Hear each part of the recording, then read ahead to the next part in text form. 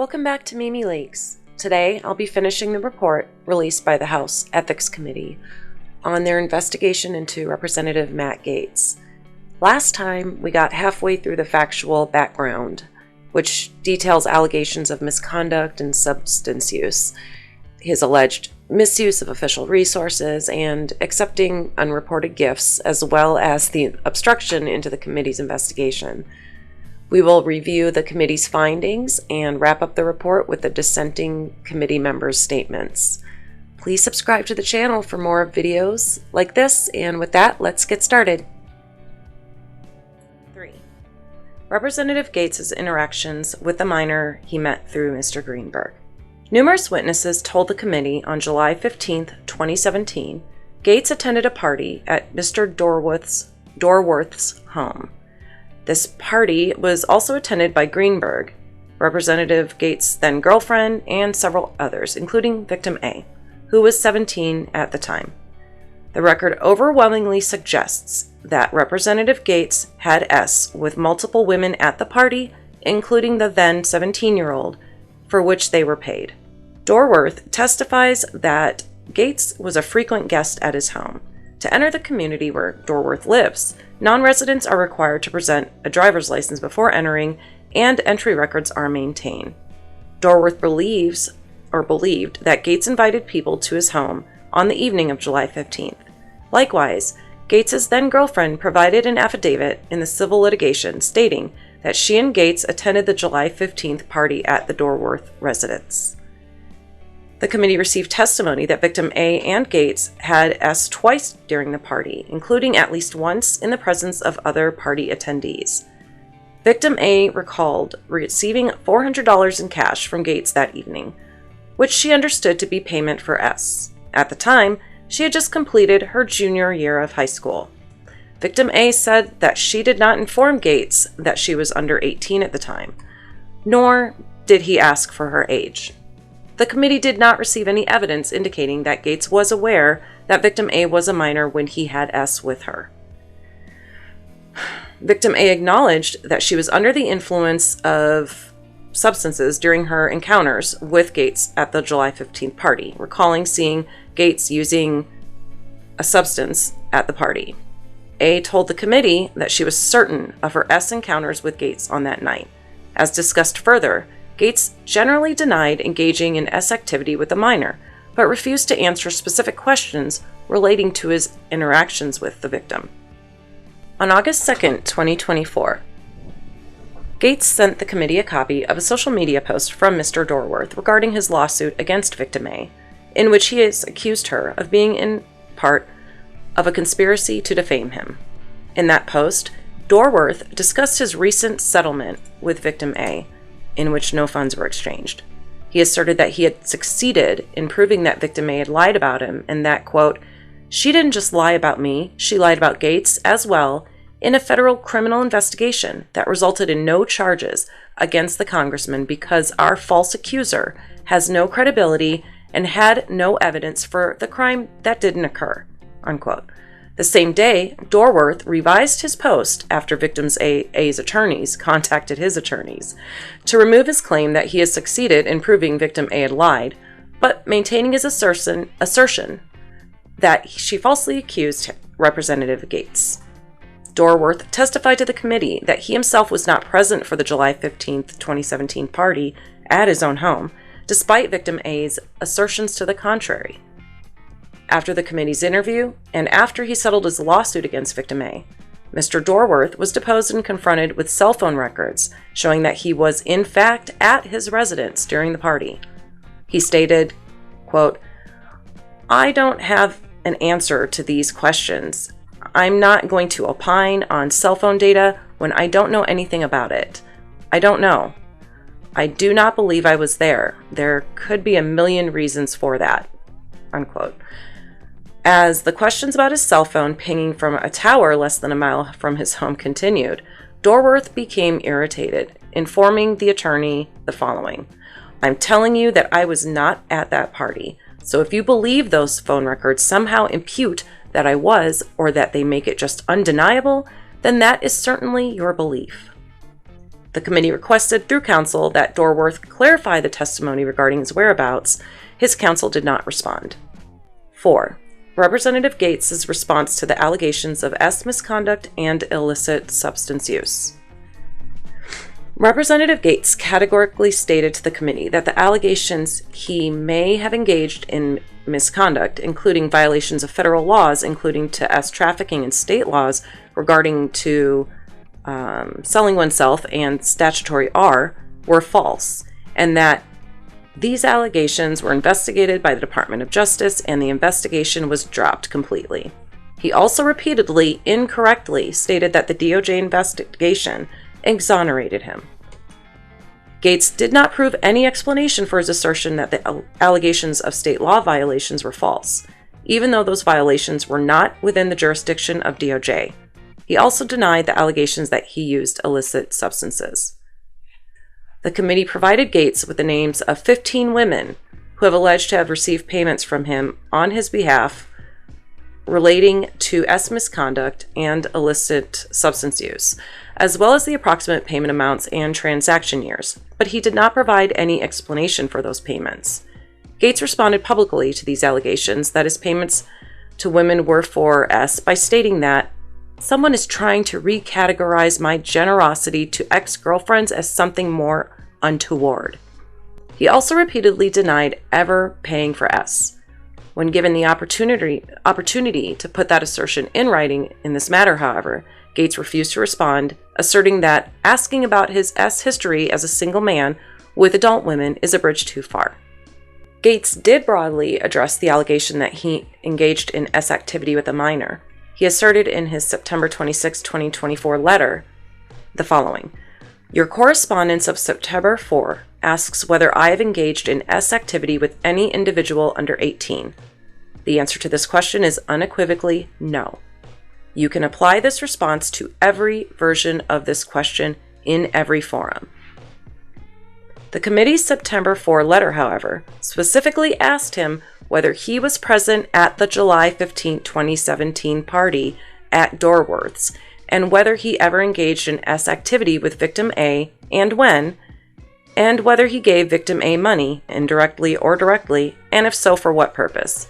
Gaetz did not respond or answer to any of those questions.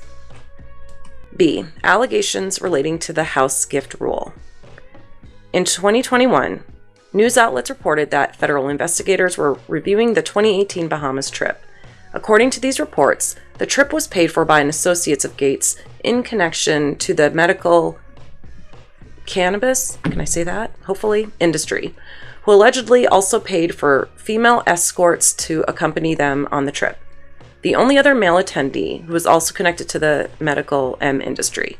And according to press reports, DOJ was investigating allegations that the trip may have been a part of an illegal influence effort on behalf of that industry.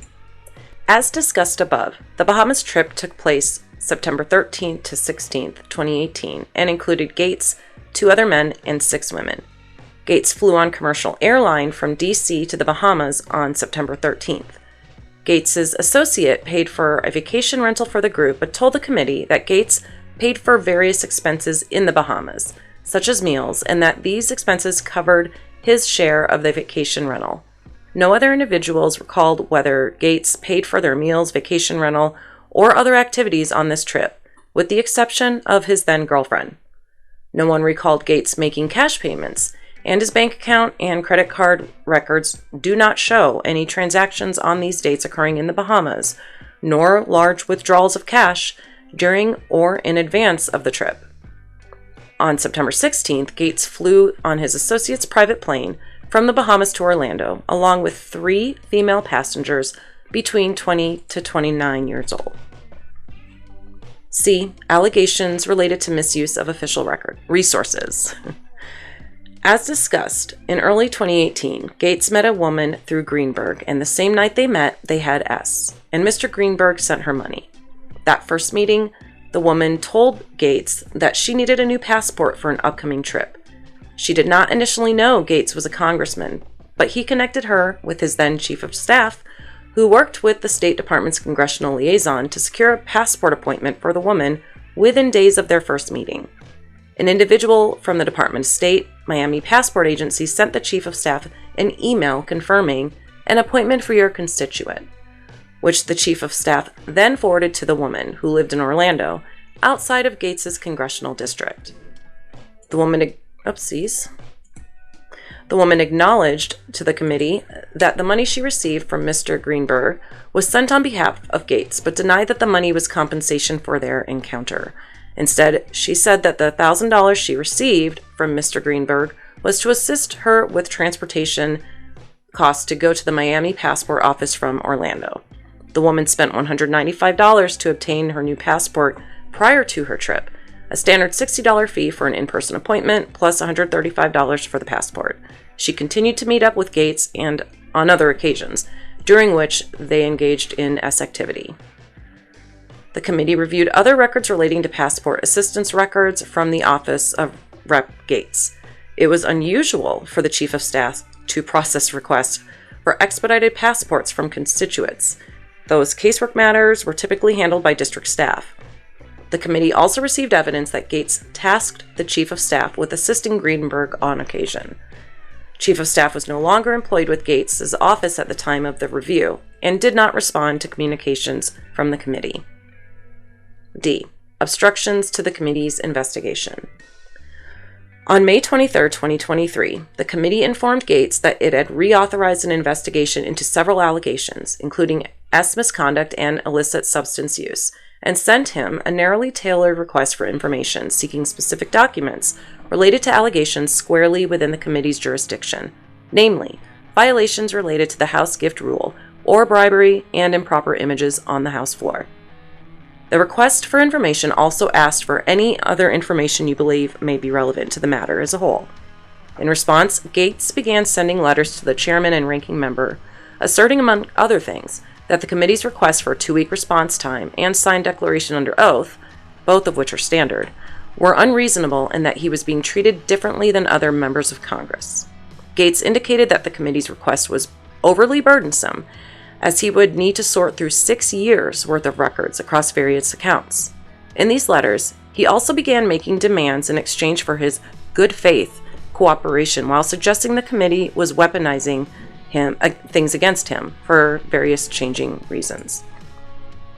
The chairman and ranking member granted Gaetz an extension through August 11, 2023, to respond to the request for information and explained the committee's standard practices. Gaetz missed the deadline and stated that he would only produce documents in person at his district office. Chairman and ranking member responded again, giving him an extension through September 28, 2023 to comply. Gaetz again missed the deadline, ultimately produced 3 pages that were not fully responsive to the request for information on October 2, 2023.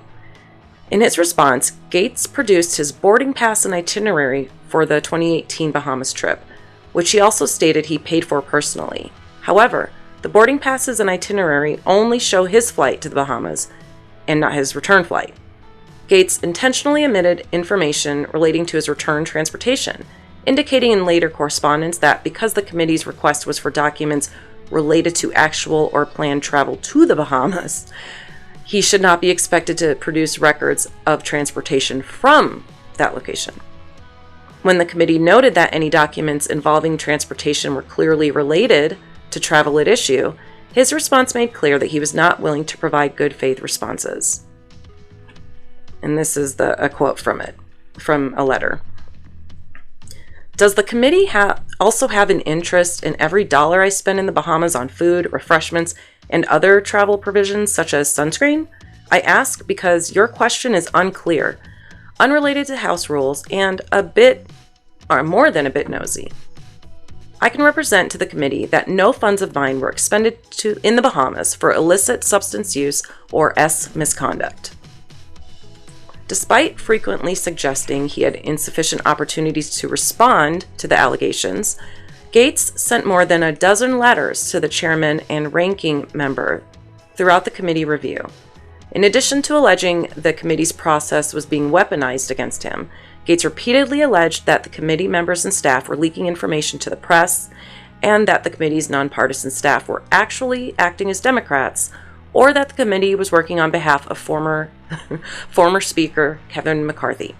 He also demanded to know the sources of the allegations against him and argued that the committee's investigation should be closed because the DOJ had exonerated him. On May 20th, 2024, the committee requested Gaetz provide availability for an interview to be conducted sometime in the first 2 weeks of June. That interview would be his opportunity to answer questions and respond to allegations. In that letter, the committee appended a fulsome list of allegations involving Gaetz to ensure his awareness of all allegations. On May 24, 2024, Gaetz responded to the committee's letter, demanding they investigate leaks to the press prior to him submitting for an interview, and argued incorrectly that the committee could not subpoena his testimony unless it impaneled an investigative subcommittee. He also referred to voluminous documentary evidence he produced to the committee that he claimed showed his innocence and categorically denied all the allegations. On June 17th of 24, the committee informed Gaetz that it would be both expanding and narrowing the scope of its investigation into allegations involving him. The letter also requested evidence that the DOJ had exonerated him, any records previously produced to the DOJ, and any other documents he believed the committee should have already received, comprising the voluminous evidence he claimed to provide. Finally, the letter reiterated the request that Gaetz appear for a voluntary interview and reminded him that it would consider whether to use compulsory processes to obtain his testimony. Gaetz responded to that letter and responded on June 24, 2024, stating he would need additional time to review over 10,000 records he had submitted to the DOJ. He reiterated his request that the committee provide him with confidential information about its sources, as well as regarding any investigation of disclosures in the press. He then publicly called the committee's investigation frivolous and said it was an obvious fact that every investigation into him ends the same way, with his exoneration. Gaetz ultimately produced some additional documents, though early September they were through, although it's not clear how many of these documents had been previously produced to the DOJ. The committee also invited Gaetz to clarify the relevancy of documents and records he produced, most of which did not appear to be responsive to the committee's request, to which he stated only that he was prioritizing the evidence most clearly proved his innocence. Gaetz also falsely stated in a letter to the committee, which he shared on social media, that he had voluntarily produced tens of thousands of records. To the contrary, Gaetz has provided only a couple hundred records, more than 90% of which were either irrelevant or publicly available. Despite multiple extensions to review and produce responsive records from the 10,000 he claimed he wrote a review, Gaetz ultimately declared he would no longer cooperate with the committee in a public letter. The committee also reviewed allegations that Gaetz may have sought to tamper with witness testimony in connection with its investigation or the DOJ's investigation.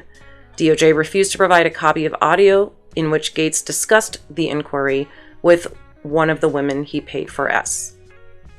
While the committee did not find documentary evidence that Gaetz directly acted to prevent any woman from testifying before DOJ or the committee, some women cited a fear of retaliation from the congressman when declining to speak on record with the committee. Section 5. Findings. A.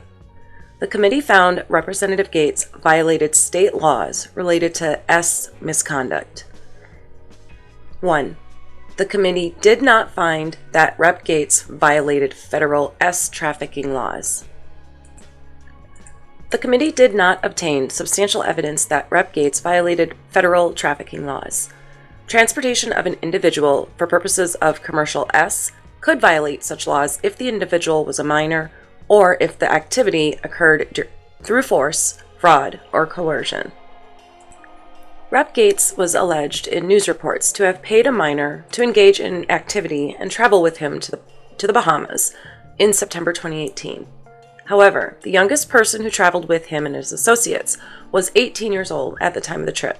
Further, she and other women who attended did not recall being paid for S activity on that occasion. One woman testified that she was not paid for S on the trip, although she did have S with Representative Gaetz because the trip itself was more so the payment. As discussed above, There's evidence that Gaetz paid women to travel to New York and D.C. for commercial S. At the time, each of the women was over the age of 18. While Gaetz' relationship with these women involved an exploitative power imbalance, the committee does not have reason to believe that he used force, fraud, or coercion, as those terms apply under applicable laws. 2. The committee found that Rep. Gaetz engaged in commercial S. There was substantial evidence that Gaetz paid women for S and had others pay on his behalf. The committee heard testimony from over half a dozen witnesses who attended parties, events, and trips with Gaetz from 2017 through 2020. Nearly every young woman that was interviewed confirmed she was paid for S by or on behalf of Gaetz.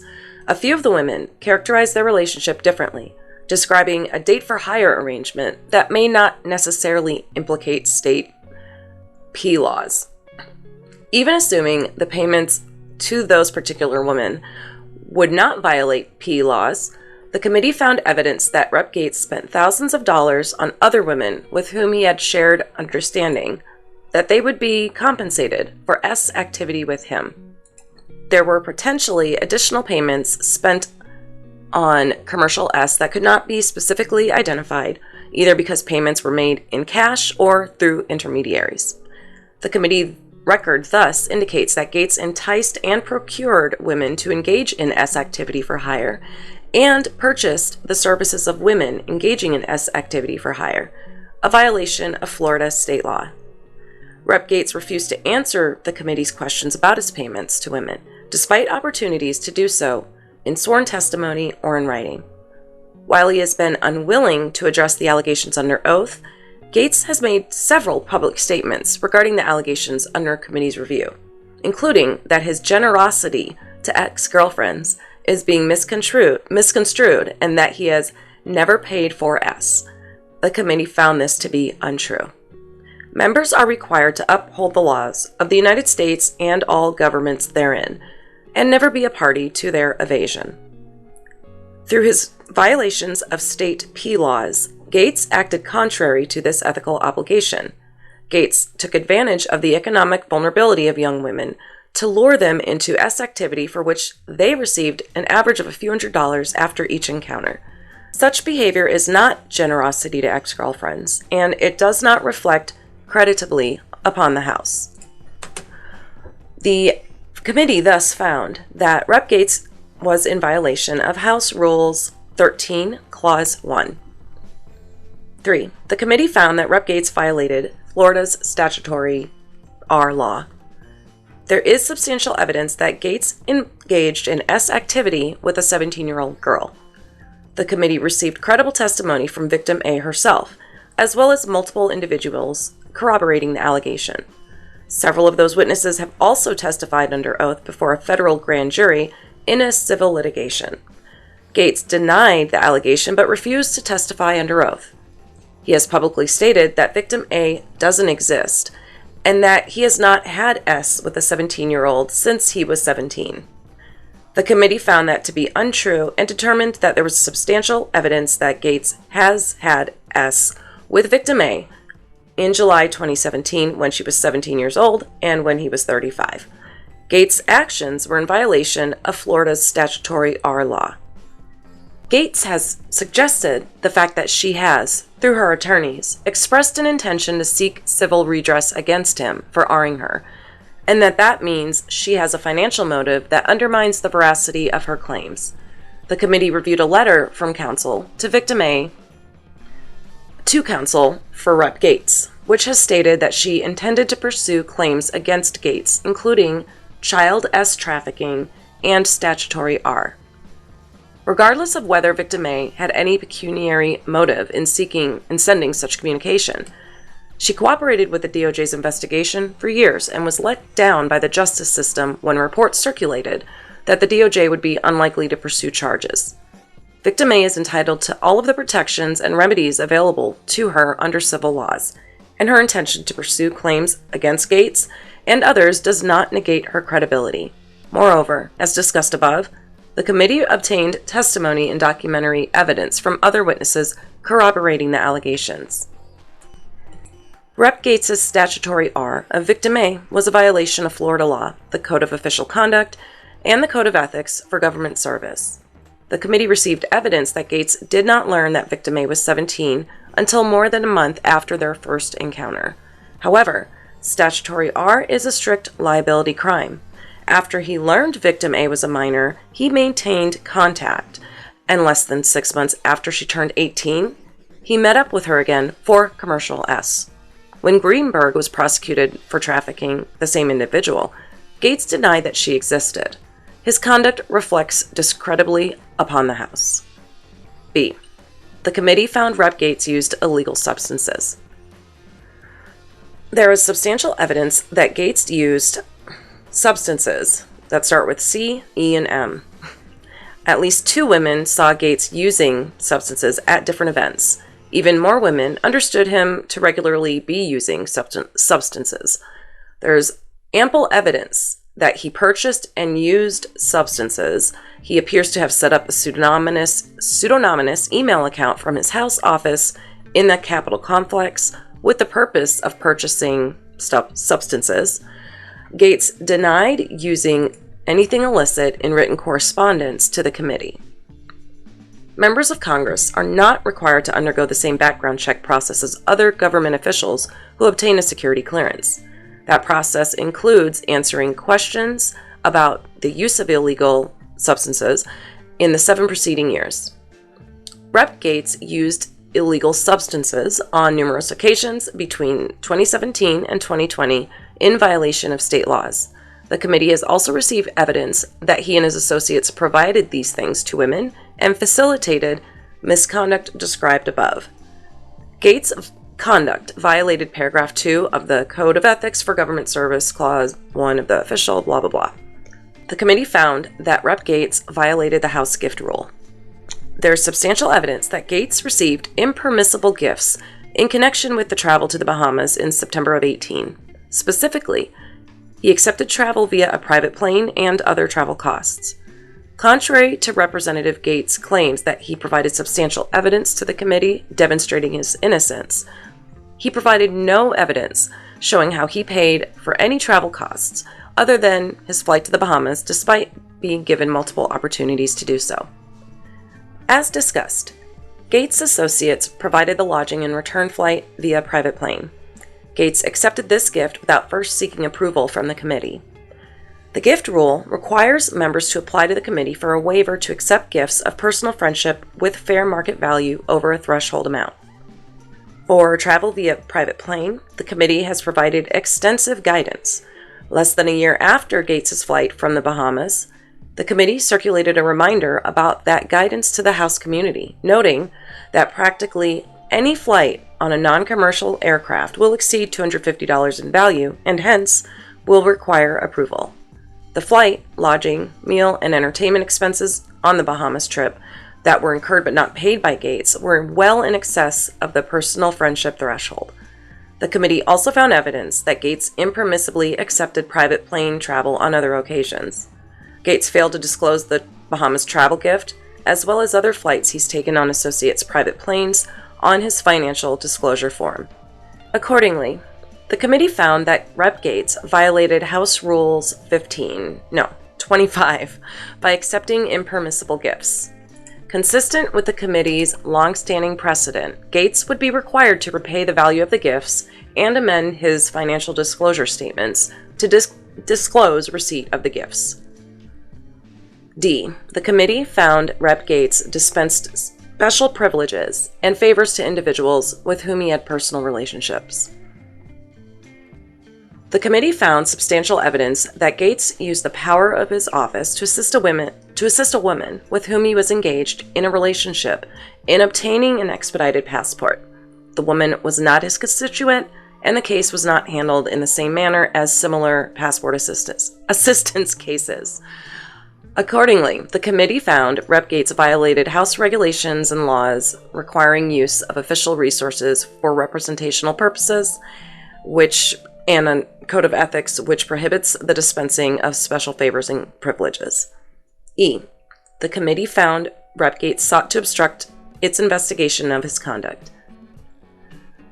Rep. Gaetz pointed to evidence that would exonerate him, yet failed to produce any such materials.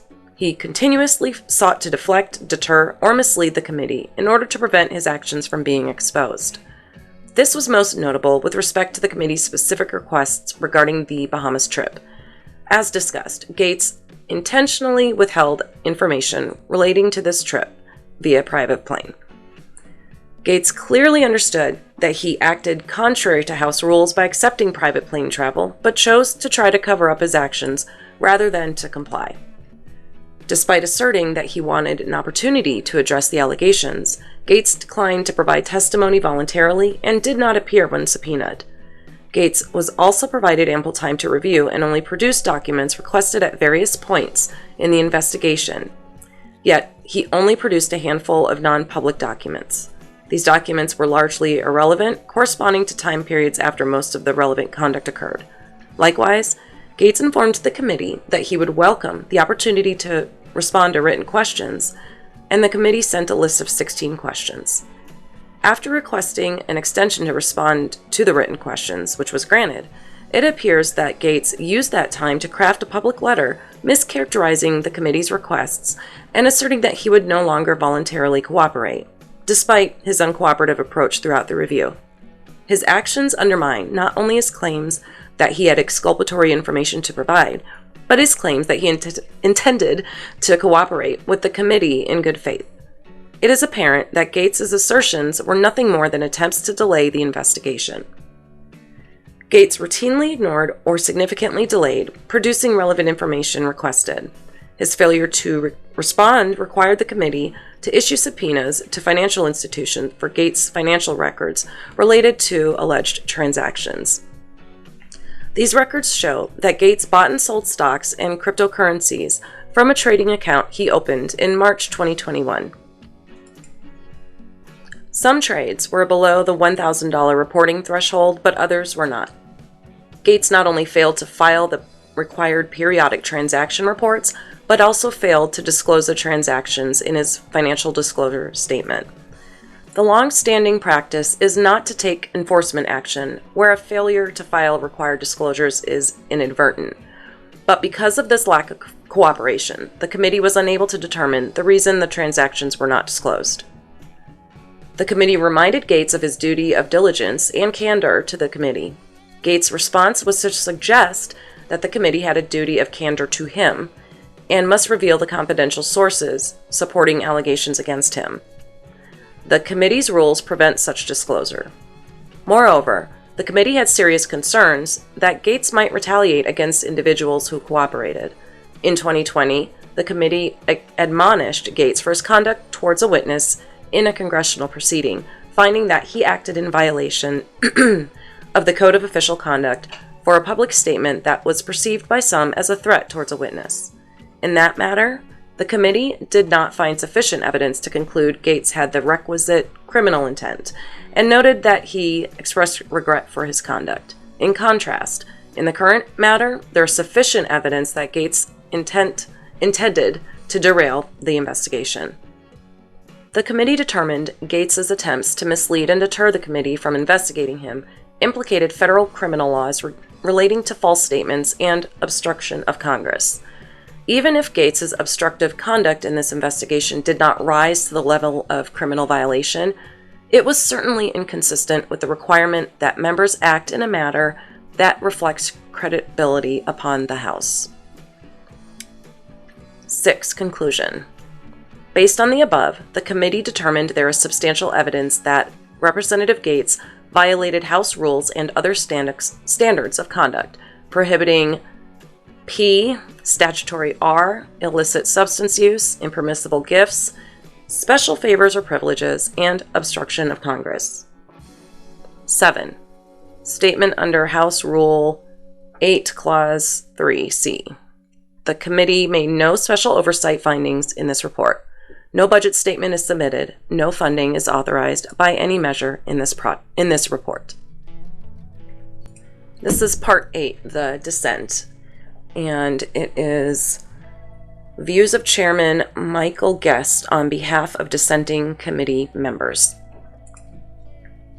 I write on behalf of the members of the committee who do not support the release of this report regarding former Representative Matt Gaetz. We believe and remain steadfast in the position that the House Committee on Ethics lost jurisdiction to release the public any substantive work product regarding Mr. Gaetz after his resignation from the House November 14th, 2024. While we do not challenge the committee's findings, we take great exception that the majority deviated from the committee's well-established standards and voted to release a report on an individual no longer under the committee's jurisdiction, an action the committee has not taken since 2006. House rules give the committee jurisdiction over current members of officers and employees of the House. Consistent with these rules, when a member who is under investigation by the House leaves the House, the committee's standard practice is to close its investigation and make no further statement on its findings. We do not believe the rules authorize the committee to continue or expand its jurisdiction as it sees fit. Any precedent to the contrary is extremely rare, inconsistent with the rules, and outweighed by the vast majority of matters, too numerous to list, in which the committee took no material action after losing jurisdiction. Rep. Gaetz resigned from Congress, withdrew from consideration to serve in the next administration, and declared that he would not seek to be seated in the 119th. The decision to publish a report after his resignation breaks from the committee's longstanding practice, opens the committee to undue criticism, and will be viewed by some as an attempt to weaponize the process. We believe that operating outside the jurisdictional bounds set forth by House rules with committee standards, especially when making public disclosures, is a dangerous departure with potentially catastrophic consequences. Finally, we join the views of the committee, as expressed in its December 23, 2024 public statement, addressing the significant and unusual amount of public reporting on this review. As expressed, to the extent of any of the public reporting in this matter, and that any came from unauthorized disclosures of confidential committee information, we strongly condemn such unauthorized disclosures, which are damaging and harmful to the committee's work. And with that, we're wrapping up the series on House Ethics Committee's investigation into former Rep. Matt Gaetz. If you're still with me, thank you so much for staying through to the end. Please like the video, it helps the channel and I really appreciate it. Also, be sure to subscribe and hit that notification button so that you know when a new episode drops. See you soon!